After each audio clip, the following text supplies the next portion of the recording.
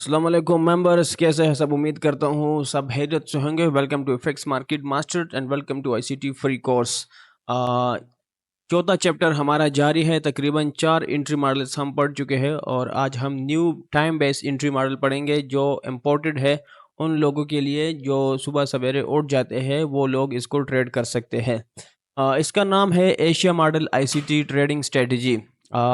कुछ स्टेप्स हैं, सबसे पहले उन स्टेप के बारे में बात करेंगे, फिर लाइव चार्ट पे जाके वहाँ पे मैं एक्सप्लेन करूँगा और ड्रा करूँगा।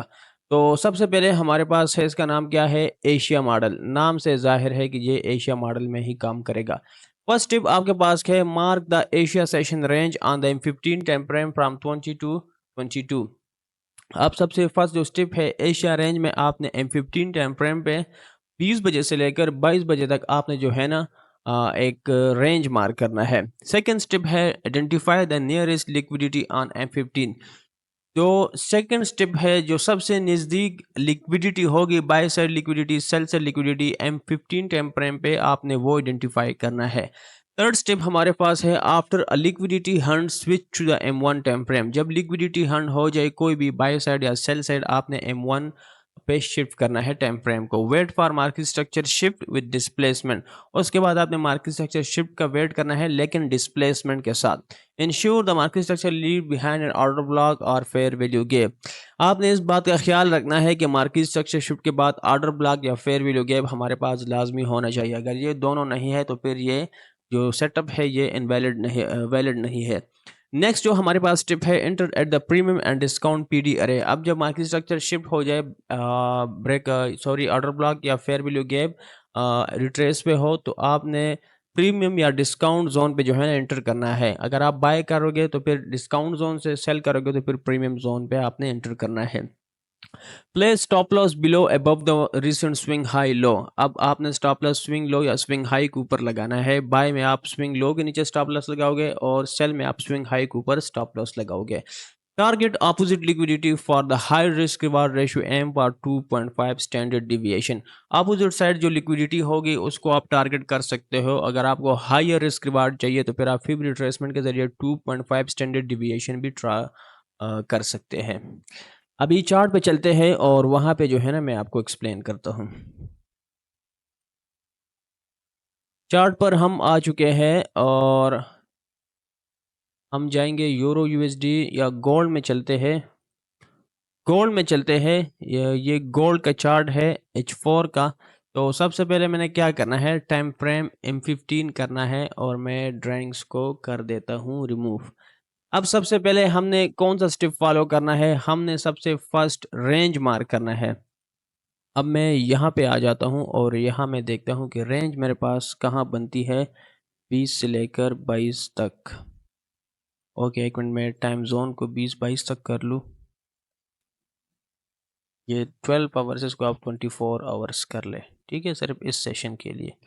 अब मैं यहाँ देखता हूँ, यहाँ पर आ जाए। ओके ओके ओके, कि आपने इस टूल्स पे क्लिक करना है और ये जो वर्टिकल लाइन है इस पे आपने क्लिक करना है। यहाँ आपने 20 मार्क करना है फुल। नीचे आपको नज़र आ रहा होगा, ठीक है, ये जो जोन है यहाँ पर, ठीक है। एक लाइन यहाँ मैंने मार्क कर दिया और दूसरा मैं कहाँ मार्क करूँगा, 22 पे। अब मैंने मार्क कर दिया है। अब आपने इमेजिन करना है कि अब ये जो 5-6 कैंडल है ये अभी नहीं बनी, प्राइस अभी यहाँ तक है।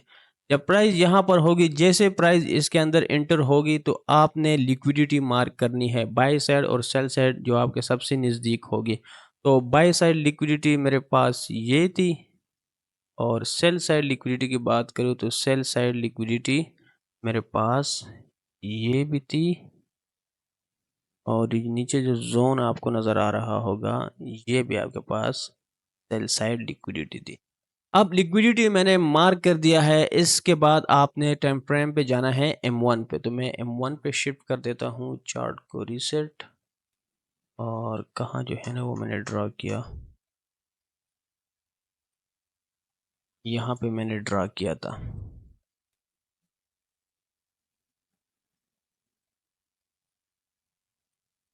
तो मैंने आप लोगों को क्या बताया था, जैसे लिक्विडिटी हंट हो उसके बाद आपने किस चीज़ का वेट करना है, मार्केट स्ट्रक्चर शिफ्ट का वेट करना है। तो फर्स्ट स्टेप में हमारे पास कौन सी लिक्विडिटी हंट हुई है?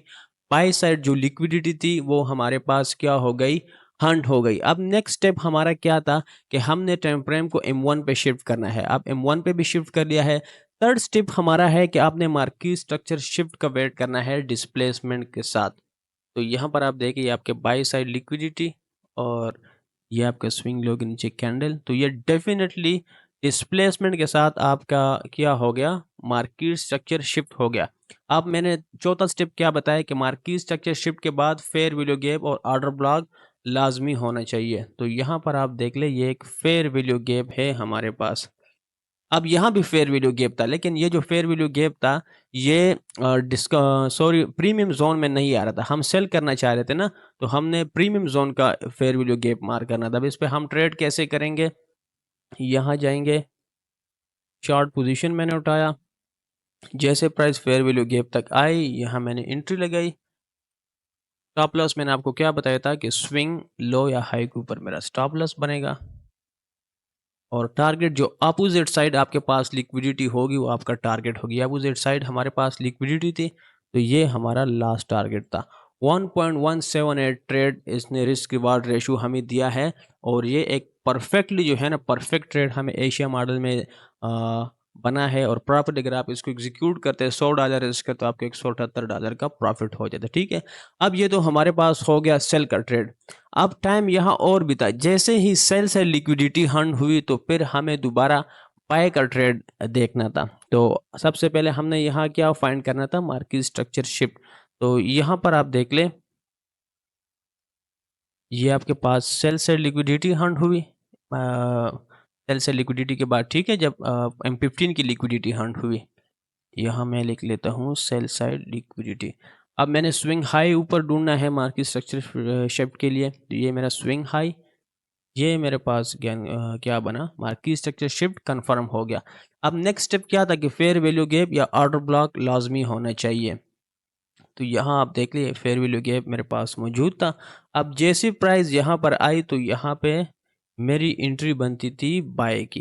अब यहाँ से मैंने बाय पोजीशन लगाया। स्टॉप लॉस मैं कहाँ लगा था? स्विंग लो के नीचे। तो ये स्विंग लो है, स्विंग लो के नीचे मैं स्टॉप लॉस लगाता, और अपोजिट साइड जो लिक्विडिटी होगी वो हमारा फर्स्ट टारगेट। तो ये अपोजिट साइड लिक्विडिटी थी, ये मेरा फर्स्ट टारगेट। और दूसरा मैंने आपको क्या बताया कि अगर आपको हाई रिस्क रिवार्ड रेशियो चाहिए तो उसके लिए आपको क्या करना पड़ेगा? फिर रिट्रेसमेंट उठाए स्विंग लो से लेकर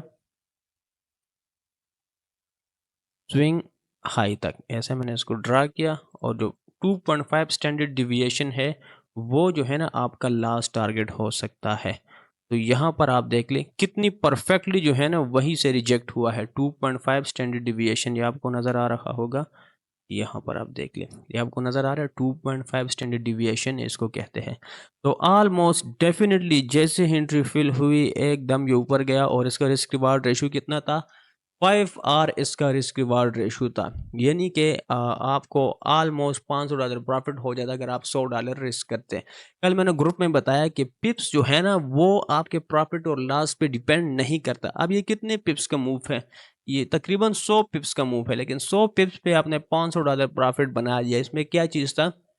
ये रिस्क रिवार्ड रेशो था। अब इसमें आपने 41 लॉट साइज लगाना था। अगर ये कोई और टाइम फ्रेम होता तो फिर मजीद आपका जो लॉट साइज था वो कम आ जाता। तो जो सब गेम है ये रिस्क रिवार्ड रेशो और पोजीशन साइजिंग का गेम है। ठीक है, तो इस वीडियो में हमने सिर्फ ये सीखा है कि हम जो है ना एशिया मॉडल को कैसे ट्रेड कर सकते हैं।